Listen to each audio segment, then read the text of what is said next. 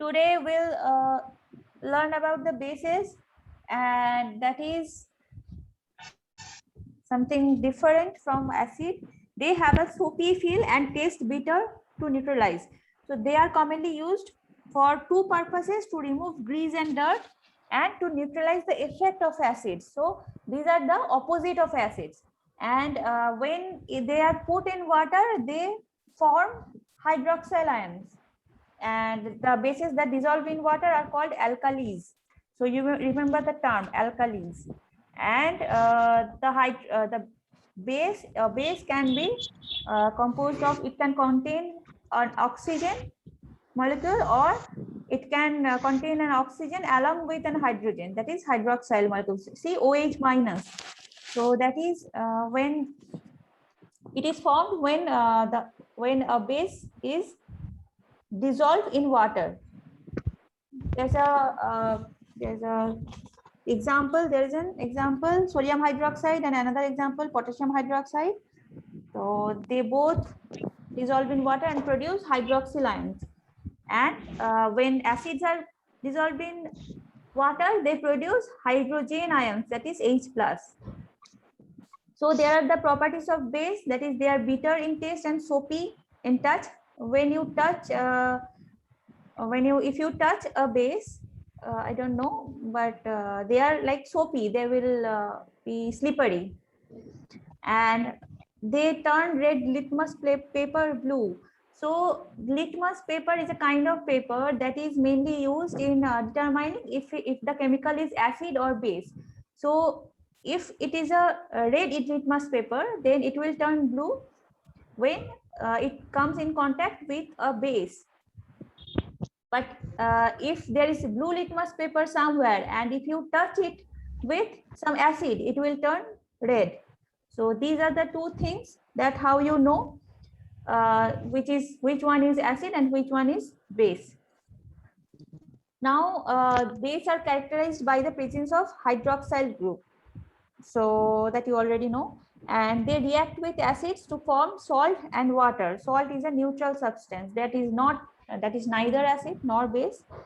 So that salt and water, and then like acids, bases are corrosive to skin, that is if you touch them, your skin can burn. Like acids are also corrosive, and bases are also corrosive, so they should not be touched by bare hands. Now there are some uses of bases, like calcium hydroxide. It is also known as slacked lime.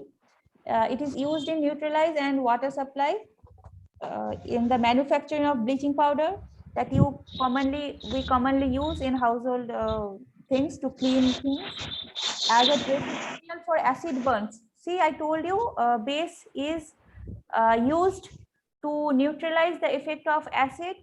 That is, if you are having a acid burn, if some acid has dropped on your hand or somewhere, then you can quickly give calcium hydroxide on that particular area, so that the effect neutralizes.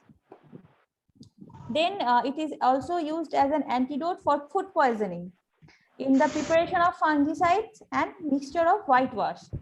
So it is mixed with sand and water to make mortar, which is used in construction of building. So you have to remember the uses of acids and bases. So for each acid, for each base, these are the uses, and you have to learn at least two uses of these things. Then the another base is like sodium hydroxide. So this is also known as caustic soda. It is mainly used in manufacturing of soap. So you know that your soap you use, that is a base, and it is manufactured using sodium hydroxide and other things, obviously, like paint, obviously, because sodium hydroxide, it has no scent. Then it is also used in petroleum refining, making medicines, paper, pulp, etc., making rayon. Then there is caustic hydroxide, potassium hydroxide, also known as caustic potash. So that is available. That is a very strong alkaline, even stronger than caustic soda. Caustic potash is a very strong alkaline, and it is available in flakes and pellets. It is mainly used in diagnosis and treatment of fungal infections in skin and hair and nails. Magnesium hydroxide is utilized on a short-term basis to manage constipation. It comes as a tablet and liquid that can be taken through orally.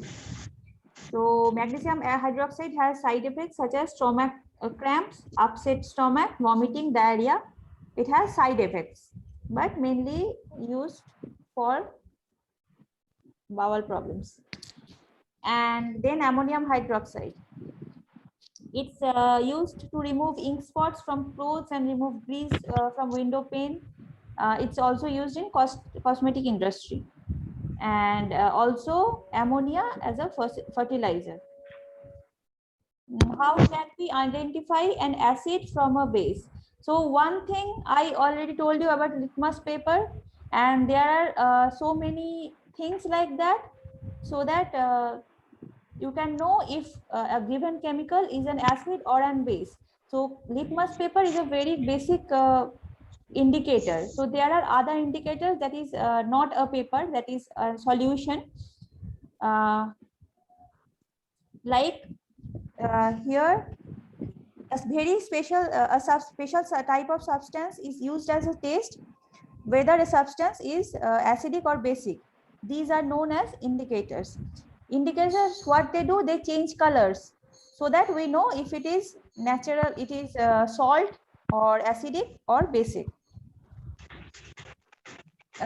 Indicators can be either natural or synthetic.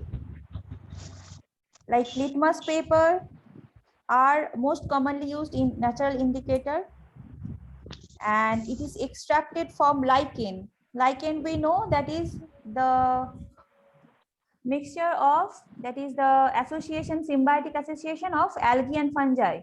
So it is extracted from the lichens, and it has a mauve color in distilled water, and when added to an acidic solution it turns red, and when added to a basic solution it turns blue.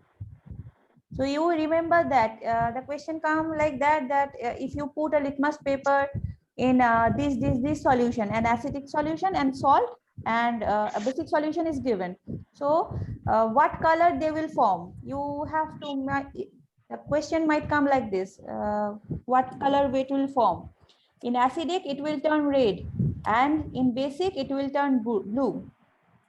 And when in water, it will be purple colored or mauve colored. It's available in the form of solution or in the form of strips of paper. I think there's a question, there's a picture of it, page 52. There's a glass beaker, and you can see that someone is dropping a strip of Ma'am, Yes, Alfia. ma'am, you will send chapter 2 question answers. Yes, I will send that. I will do that on Monday morning. Okay, ma'am. Okay. So you don't need to ever worry about the exercise question answers, because after we finish homework and classwork, I will submit, I will upload the whole exercise thing. And so this is a litmus paper, a strip of paper, and it can also come in solution. So that after that, turmeric. Turmeric is a natural indicator. So it is bright yellow dye, you can know that. It can be obtained in powder form. So when if you see that suppose when while eating some things, you drop drop some piece into your clothes, and it becomes yellow in color, that particular area of the cloth. Then when you put some acid, put some base like powder, like you, when you try to wash it with soap, it changes its color, and it becomes red from yellow. So that is how you can know that it is an indicator, and it changes color from yellow to red when come in contact with a base. But when it comes in contact with an acid, it doesn't change color. So turmeric is an indicator for only a base material, not for acid. Then China rose. You have in your house, there's a plant, China rose, and the petals can be used also as a natural indicator. It is prepared by adding warm water to China rose petals in a beaker, and after a few minutes, the water aqueous color. It can be used as indicator.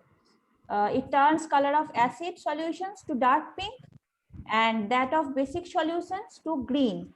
So you can try that in your home. If you have a China rose flower, you just boil it into warm water. Don't boil it. Just put some warm water into a container and put the petals inside it. Then after a few minutes, the water becomes colorful, and try to drop some detergent powder into it to see that the color is changing to green.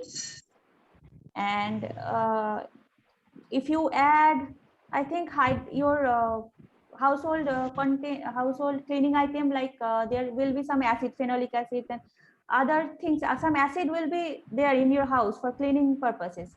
So you can carefully drop a single. You can carefully add a single drop of it to see that color will be dark pink from light pink. So you can experiment these household items. Okay. And there will be there is phenolphthalein. Phenolphthalein is a synthetic indicator that is mainly used in laboratories. So that is also an indicator like litmus paper. It changes color in a basic medium. It is colorless in acidic medium, and when it comes in contact with a basic solution, it turns pink. And when it is, I mean, in natural acidic solution or in natural condition, that is colorless. Another indicator is methyl orange. Methyl orange changes its color in an acidic medium. So only litmus paper has both the properties for acid and blue, but and China rose also have an property for acid and basic. But phenolphthalein, methyl orange, these are single color changing indicator. So phenolphthalein is used for mainly basic medium, and methyl orange is mainly used for acidic medium. And turmeric is also used for basic medium. And here is a chart, 53 page, blue litmus, the color changes how, you remember that. Then there are universal indicators. So what are universal indicators? That is a mixture of several different indicators. Like unlike litmus, universal indicator can show us exactly how strong acidic or alkaline solution is. So Ma'am, we have to also read this para. yes, you have to read, you have to know that, because that is used in laboratories and when you do a high study. And if you have to know that, I mean, there is separate pH. pH is used for knowing that how much acidic or basic a substance is. Suppose some substance has pH 4, that means it's acidic, and when it's 14, the more the pH is, and the more that will be basic. The substance, the property will be the basic. So if you have to know that what pH of the substances is, so you can know it by the universal indicator, because it shows every pH. There is a different color for every pH. See, there is a picture. So it has many different colors, and they changes from red for strong acids to dark purple for strong bases. In the middle, natural pH 7 is indicated by green. And what is the pH of water? What is the pH of water? Anyone?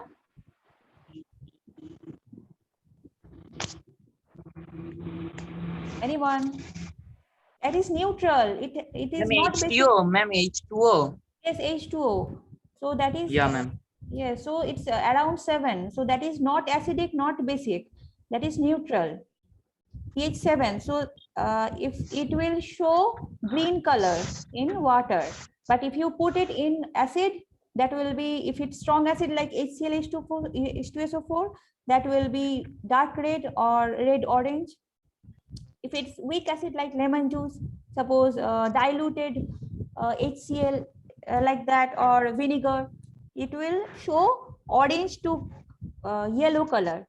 And if you put it in weak bases like sodium bicarbonate, etc., milk or magnesia, milk of magnesia, ammonia, sometimes water is a little basic in nature, then it will show that light blue color.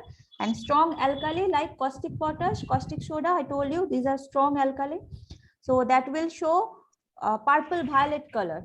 So it's fascinating when it changes color, and you can put it in different solution to get different colors. Now this universal indicator is known as pH paper. So it is mixed with different indicators, and it is made, the paper is made, and pH paper has the ability to show which range, which pH range the substance is. Then there is salt. Salts are the substance that are formed when an acid and base react with each other. So yes, in the when an ant bites us, they have, I think, they have formic acid. yes, ants, because this thing, ants, they have formic acid, right? And that is also an organic acid. So now when acid and base, they react with each other, they form water and salt. So see, there's an example, HCl plus NOH. So what happens? H becomes H and OH comes together and forms H2O, and sodium hydroxides, sodium and chlorine ion from hydrochloric acid get together to form sodium chloride. So sodium chloride is the common salt we use in our house, and there is water. So these are a basic reaction of acid and base. See how that happens. Water and sodium and common salt, that is NaCl. They take sodium ion from sodium hydroxide and chlorine ion from hydrochloric acid and form NaCl. And there is hydrogen, H plus ion, and OH minus ion, that is hydroxyl ion. So they both come together to form H2O, that is water. And all salts are not neutral. Some salts, some of it can be acidic or basic. Acidic salts are formed when a strong acid reacts with a weak base. See, if the base is weak and the acids are strong, then the salt that will be produced, that will be acidic in nature. But when a strong, when there is a weak acid and strong base, so there can be also basic salt. And when a strong acid reacts with a weak acid, in that case also basic salts can be formed. And only when a strong acid reacts with a strong base, neutral salts are formed.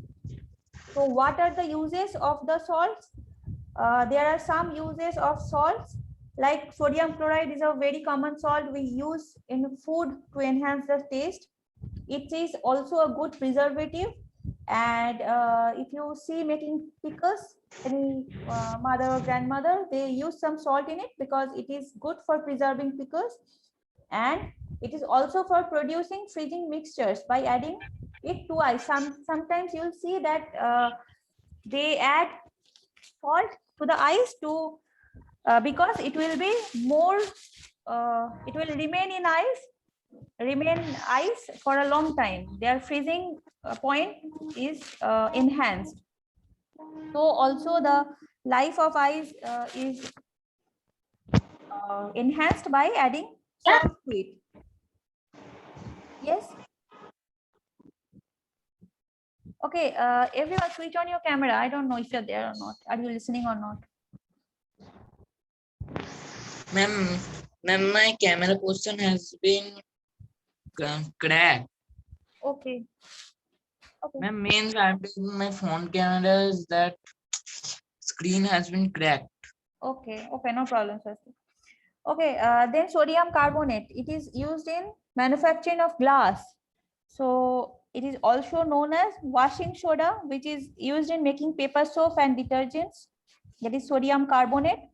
And sodium bicarbonate is called baking soda. It's you can be if you see someone making cakes, there is baking soda they use, that is sodium bicarbonate. And breads are also used by making breads are also made by using sodium bicarbonate. Yeast. Yes, yeast is something. And we are talking here the salts that we are using for baking, that is sodium bicarbonate. Yeast is an organism that is used in baking. It is also useful in the preparation of many medicine and even in fire extinguisher.